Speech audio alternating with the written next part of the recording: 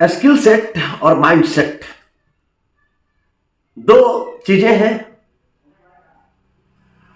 हमारे जिंदगी को बेहतर बनाने के लिए या हमारी जिंदगी को आगे बढ़ाने के लिए हमें स्थापित करने के लिए और 21वीं सदी में 21वीं सदी के अनुरूप व्यवहार करते हुए उन्नति के शिखर पे जाने के लिए इन दो बातों पे ध्यान देना बेहद जरूरी है। Skill set and mind set. School जो स्किल दे, ज्ञान और सील दे, यह जरूरी है। स्किल जब हमारे पास होता है तो हम अर्निंग करते हैं।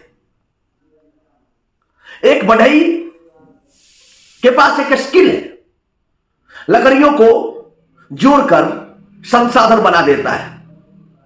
लकड़ी टुकड़े टुकड़े करके फिर उन्हें जोड़ता है, कुर्सियां बन जाती हैं, टेबल बन जाते हैं, मेज बन जाते हैं और बदले में उसे पैसा मिलता है। स्किल से अर्निंग आता है। कुछ लोग स्किल वाले होते हैं और कुछ लोग स्किलफुल होते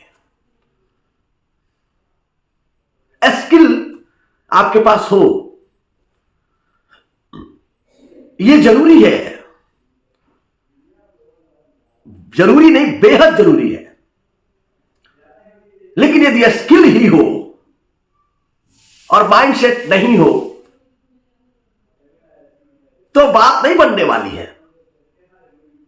शिव खेरा जी बहुत बड़े राइटर हुए। उन्होंने एक किताब लिखी, जीत आपकी, और उस किताब में वे एक जगह पे कहते हैं कि जब कोई व्यक्ति बड़ी नौकरी पाता है, बड़ी सफलता पाता है, तो उसके इस बड़ी नौकरी और बड़ी सफलता के पीछे मात्र और मात्र 15% योगदान उसके स्किल का होता है, उसकी मेहनत का होता है। 85% योगदान उसके माइंडसेट का होता है, नजरिए का होता है।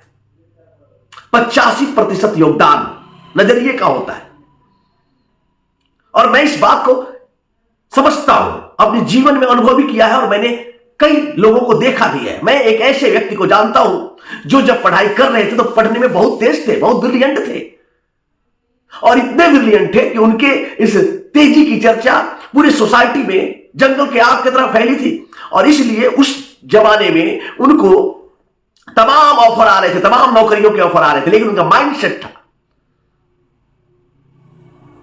कि मुझे नौकरी नहीं करनी है, मैं तो कुछ बड़ा करूंगा, मैं कुछ बड़ा करूंगा। ये कुछ कभी स्पष्ट नहीं हुआ कि करूंगा क्या।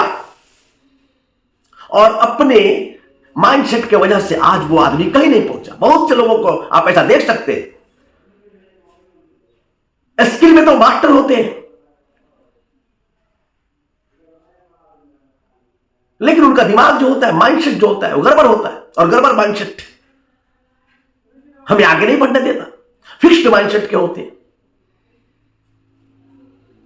और विडंबना यह है कि हम स्किल पे तो खर्च किए जा रहे हैं, खर्च किए जा रहे हैं, खर्च किए जा रहे हैं। ध्यान में नहीं रहता कि माइंडसेट पे भी हमें कुछ करना चाहिए, जिसका योगदान हमारी सफलता में 85% है। उस पर भी हमें खर्च करने चाहिए, उस पर भी हमें समय देने चाहिए। इस पर हमारा ध्यान ही नहीं रहता। हमारा ध्यान तो बस डिग्री ले लो, डिप्लोमा ले लो, ये कोर्स कर लो, वो कोर्स कर लो, सारे कोर्स कर लीजिए। यदि माइंडसेट सही नहीं है, सोफा सेट घर में कितना भी अच्छा हो, फर्क नहीं पड़ता। फर्क पड़ता है माइंडसेट से। यदि आपका माइंडसेट सकारात्मक है तो फिर स्किल भी आपको आ जाएगा और बुलंदियों पे जाने से कोई रोकेगा नहीं। लेकिन यदि माइंडसेट ही गड़बड़ है तो फिर तो बात बनेगी नहीं। उपाय क्या है दोस्तों? ये माइंडसेट, कार्ल ड्यूक ने एक किताब लिखी है माइंडसेट।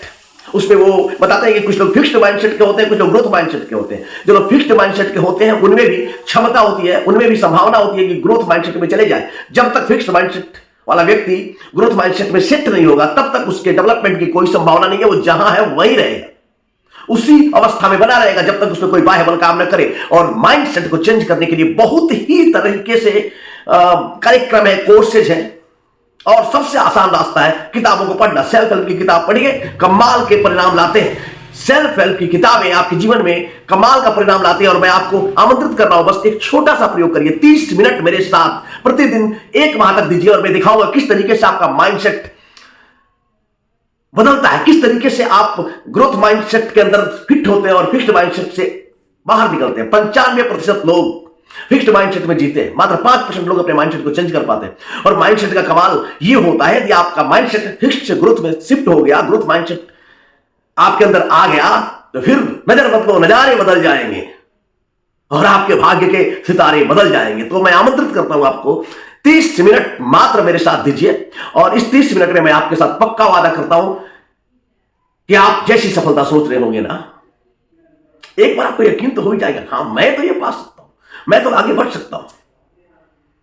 दोस्तों, मैं हूं डॉक्टर दुर्गाचरण पांडे और डेली रीडिंग चैलेंज में मैं आपका आमंत्रित कर रहा हूं। आइए मिलकर के अपने नजरिया को सकारात्मक बनाते हैं। आइए मिलकर के हम किताबों को पढ़ते हैं, किताबों से जुड़ते हैं और किताबों से जुड़ करके अपने जीवन को और बेहतर बनाते हैं। Thank you, welcome.